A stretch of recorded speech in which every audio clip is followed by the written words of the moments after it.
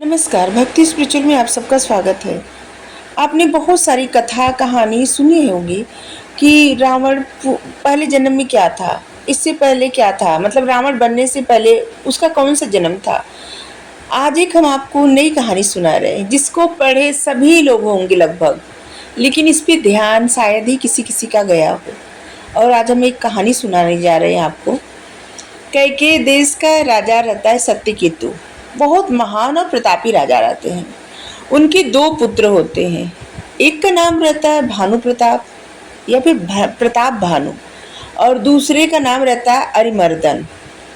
राजा अपनी मृत्यु के पश्चात प्रताप भानु को राजा बनाता है, क्योंकि प्रताप भानु बहुत ही वीर और सत्यवादी धर्मनिष्ठ ऐसे व्यक्ति रहते हैं कि जो हमेशा धर्म के अनुसार ही राज्य का कार्य संभालते हैं और प्रजा को सुखी रखते हैं। उन्होंने सातों द्वीप जीत लिया था, मतलब पूरी पृथ्वी जीत लिया था, सभी राजाओं को हरा दिए थे वो। और जिसकी वजह से एक राजा ऐसा था जो मन में कुंठा पाल के चला गया था जंगल। राजा प्रताप भानु के भाई रहते हैं अरिमर्दन। अरिमर्दन भी राजा को बहुत प्यार करते हैं और राजा के आज्ञा से ही कोई कार्य करते हैं, राजा को बहुत मानते हैं। दोनों भाइयों में बहुत प्रेम रहता है। तो एक राजा जो जंगल चला जाता है, वो जंगल में एक साधु का छद्म वेश बना के रहता है। प्रताप भानु बहुत समय तक राज्य करते हैं, प्रजा बहुत सुखी रहती है, धर्म का पालन करते हैं, बहुत सारे यज्ञ करते हैं। उनके मंत्री भी भगवान विष्णु के बहुत बड़े भक्त रहते हैं, और जिससे राजा का राज्य कार्य और राज्य की प्रजा बहुत सुखी रहती है। राज्य कार्य भी बहुत अच्छे से चलता रहता है, सुचारू रूप से चलता रहता है। एक बार राजा आखेट खेलने जंगल में जाता है। जंगल में जाते हैं राजा जो रहते हैं प्रताप भानु, और वो देखते हैं एक शुकर रहती है और उसके दांत बाहर निकले रहते हैं, और राजा को ऐसे लगता है कि वो अपने मुख में चंद्रमा को ली है शुकर, और जिससे राजा उसके पीछे दौड़ पड़ता है, क्योंकि उसके दांत बहुत चमकते रहते हैं शुकर के। तो राजा घोड़े से इतनी तेजी से घोड़ा दौड़ाते हुए उसका पीछा करता है कि वो शुकर जाके एक गुफा में छुप जाते हैं, और राजा बहुत दूर निकल आता है अपने राज्य से, और वहाँ पे उसको वापस जाने का रास्ता नहीं मिलता और रात हो जाती है।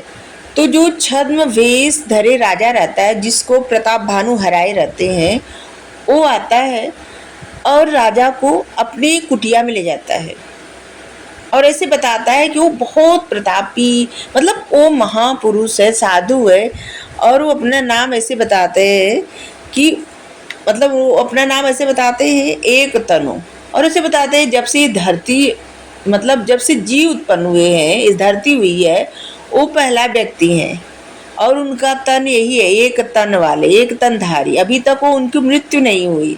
मतलब ऐसे छद्मवेश बना के ऐसी ऐसी बातें करना जिससे राजा बहुत प्रभावित हो जाते हैं। राजा प्रताप भानु जो रहते हैं बहुत प्रभावित हो जाते हैं। जो अपने आप को एक तनु बताता है, वो राजा जो साधु का वेश धरा रहता है, वो प्रताप भानु को पहचान जाता है कि इन्होंने ही हराया था। लेकिन प्रताप भानु उस राजा को नहीं पहचान पाते, और प्रताप भानु को लगता है कि ये बहुत बड़े साधु सन्यासी हैं, और ये तरह तरह से उसकी आराधना करने लगते हैं, पूजा करने लगते हैं, उसके आसन, मतलब उसका चरण दबाने लगते हैं। प्रताप भानु उस छद्मवेशी राजा का, जो साधु का रूप धारण किया रहता है, तो वो कहता है कि हे राजा, पहले तो राजा अपनी सच्चाई नहीं बताते हैं कि वो प्रताप भानु के मंत्री हैं, और जब उस पर विश्वास कर लेते हैं तो उसको बता देते हैं कि वो राजा प्रताप भानु है। तो बताता है कि वो तो त्रिकालदर्शी है, वो सब जानता है, कि वो बता रहा है कि आप कैकेयी देश के राजा सत्यकेतु के पुत्र प्रताप भानु है, आपका छोटा भाई अरिमर्दन है, मतलब सब कुछ बताने लगता है क्योंकि उसको तो पता रहता है। तो राजा बहुत प्रभावित होता है और अपना परिचय देता है कि वही जो है प्रताप भानु है। तो वो व्यक्ति कहता है कि हमसे कोई वरदान मांगिए, अगर आपको, मतलब आपको इतनी श्रद्धा है हम पर, तो आप हमसे कोई वरदान मांगिए। तो राजा कहते हैं कि हम एक ऐसा राज्य मांग रहे हैं जो कभी मतलब खत्म न हो, और राजा का प्रताप कभी खत्म न हो, सबसे महान शासक बने, ऐसा सब मांगते हैं। तो कहता है कि ऐसा है राजन कि आप बस एक कार्य करिएगा, कभी भी किसी ब्राह्मण को नाराज मत करिएगा।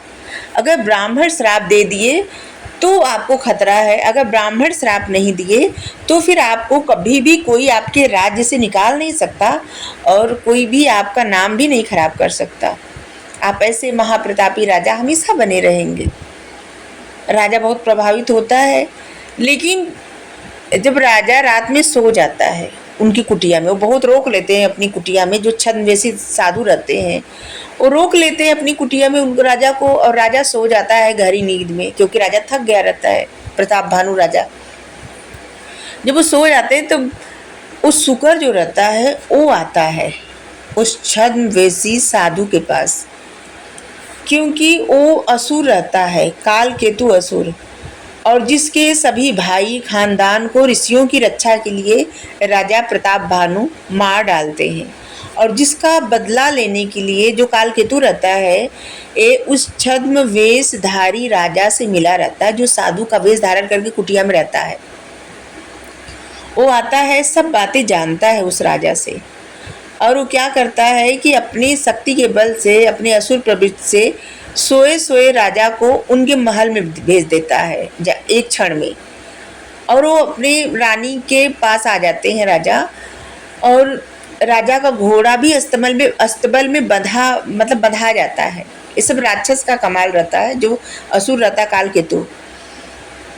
और राजा के जो पुरोहित रहते हैं उनको उठा ले जाता है और ले जाके गुफा में बंद कर देता है, और स्वयं पुरोहित का रूप धारण करके आ जाता है, और उस पुरोहित की जगह उसी स्थान पर लेट जाता है। जब राजा सुबह उठते हैं तो वो और ज़्यादा प्रभावित हो जाते हैं कि साधु के कितने बड़े तपस्वी साधु हैं, एक क्षण में वो कुटिया से महल में भेज दिए, इतनी दूर रास्ता, और सब कुछ देख के राजा बहुत प्रभावित हो जाते हैं। और राजा के लिए वो कहा रहता है, जो छद्मवेश साधु रहता है, छद्मवेशधारी, वो कहता है राजा से कि वो 3 दिन बाद मिलेगा और वो रसोइयाँ बनाएगा, खाना बनाएगा, और 1 साल तक खाना बना के सभी ब्राह्मणों को खिलाएगा, और राजा सभी ब्राह्मणों को निमंत्रण दे दे। राजा 1 लाख ब्राह्मणों को निमंत्रण देते हैं। 3 दिन बाद उनके यहाँ भोजन रहता है, और राजा जाते हैं, जब मिलते हैं तो जो असुर रहता है ना वही पुरोहित का रूप धारण करके रहता है, और राजा को पता चल जाता है। राजा को लगता है कि वो साधु है जो पुरोहित का रूप धारण किए, राजा को पता नहीं रहता असुर के बारे में कुछ। तो वो आता है भोजन बनाने, और अपने जादू के बल पे बहुत प्रकार के व्यंजन बनाता है, लेकिन उस व्यंजनों में मांस का प्रयोग करता है सारे व्यंजनों में। और व्यंजन जब बन जाता है तो सभी ब्राह्मण बैठते हैं भोजन करने, और जब भोजन परोसा जाता है, राजा बहुत प्रेम से परोसने लगते हैं, तो जो वो रहता है राक्षस असुर काल केतु, वही अपने ही जादू से एक आकाशवाणी करवाता है कि हे राजा, हे ब्राह्मणों, जो भोजन करने जा रहे हो ना, इस भोजन में ब्राह्मणों का मांस पकाया गया है, ये राजा जानबूझ के ऐसा किया है। अब राजा तो एकदम परेशान हो जाता है, ब्राह्मण एकदम नाराज हो जाते हैं, सब लोग खड़े हो जाते हैं और श्राप दे देते हैं राजा को, कि राजा से कहते हैं कि तुम राक्षस हो जाओगे और तुम्हारा कुल का नाश हो जाएगा, सब कुछ खत्म हो जाएगा। राजा को समझ में नहीं आता कि राजा की गलती कहाँ है, और राजा दौड़ के जाता अपने रसोई में देखने, उनके राजा के रसोई में कुछ भी नहीं रहता, और न तो असुर जो रहता वो भी नहीं रहता। राजा वापस आते हैं और राजा को समझ में नहीं आता, और अचानक सच में आकाशवाणी होती है, और आकाशवाणी में बताया जाता है कि हे ब्राह्मण लोग, इसमें राजा का कोई कसूर नहीं, राजा को छला गया था। और राजा ब्राह्मणों से सारी बात अपनी बता देते हैं, कैसे वो शिकार खेलते वक्त, आखेट करते वक्त कुटिया तक पहुँचे थे, और कैसे वहाँ से वो उस साधु से मिले थे और कैसे कैसे क्या हुआ था, सब बातें ब्राह्मणों को बता देते हैं राजा। लेकिन ब्राह्मण कहते हैं कि अब तो राजा कुछ नहीं हो सकता, क्योंकि ब्राह्मण अगर एक बार श्राप दे दे तो उसे कोई भी बदल नहीं सकता। और इसलिए सब ब्राह्मण अपने अपने घर चले जाते हैं। और इसके बाद राजा का मतलब एक तरह से सब कुछ खराब हो जाता है, सब कुछ विनाश हो जाता है, कुल का नाश हो जाता है। और वो काल केतु सभी राजाओं के साथ मिल मिल के राजा को हरा देता है, सब कुछ नष्ट कर देता है, इनका राज्य हड़प लेता है। और फिर राजा की मृत्यु हो जाती है और राजा दूसरे जन्म लेता है, तो वो राजा बनता है रावण। और उसका भाई जो रहता अरिमर्दन, वो बनता है कुंभकर्ण। और ये जो कथा है ना, ये रामचरितमानस से ही कथा लेके हम आपको बता रहे हैं। तो आपको ये कथा अगर अच्छी लगी हो जरूर बताइए। Thank you so much, thank you. Channel subscribe कर दीजिए, बेल प्रेस कर दीजिए, लाइक करिए और शेयर भी करिए ज़रूर, ठीक है। आपको पता मतलब रावण के जन्म से पहले की रावण की एक और कहानी। Thank you.